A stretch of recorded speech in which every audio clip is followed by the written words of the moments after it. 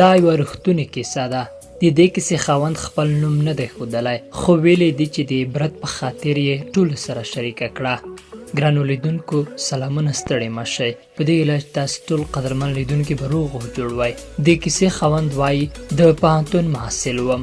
دلته په پوهنتون کې ډیرو ځوانانو له پیغلو محصلینو سره ناروا اړیکې درلودې.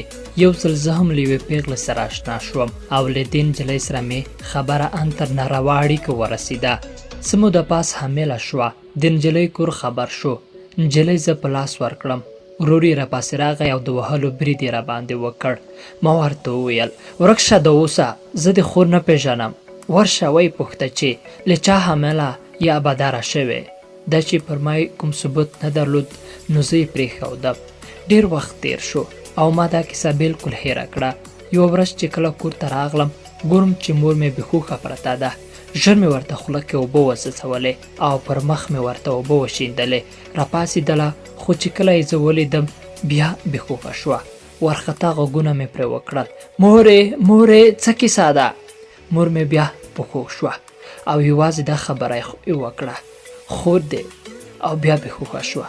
په وارخطایۍ مې پوښتنه وکړه په خور مې څه شوي؟ همدا خبره مې تکراروله او د مور د لاس ورغوي مې وموښل. یو ځل بیا په هوښ راغله او په چیغو چیغو یې راته وویل خور دې د ګاونډي له زویه حامله شوې ده.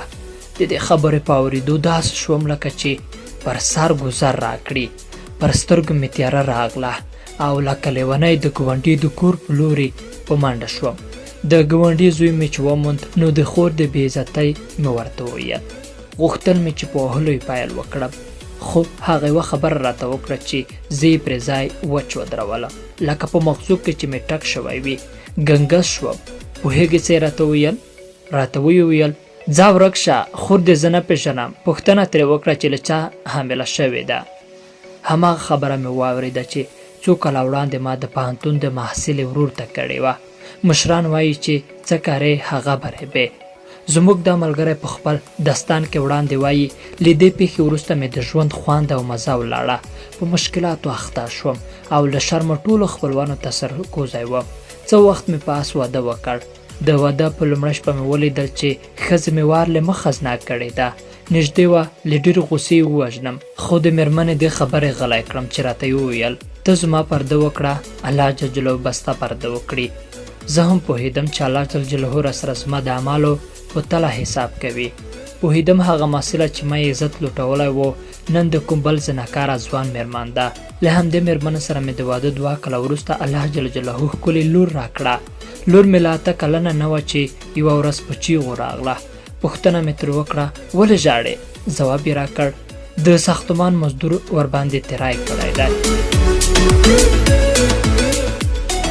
ګرانو ورونو، داسې مه وایئ چې دا ګناه خو هر چا کړي، خو داسې څه یې نه دی لیدلي. په ډېرو خلکو دا هر څه تېر شوي خو ویلی یې نه دي. دا چې دغه ناوړه عمل یا زنا زموږ په ټولنه کې مخ پر زیاتېدو دی، نو ما هم دغه کیسه د یوه تریخ حقیقت او عبرت په خاطر تاسو سره شریکه کړه.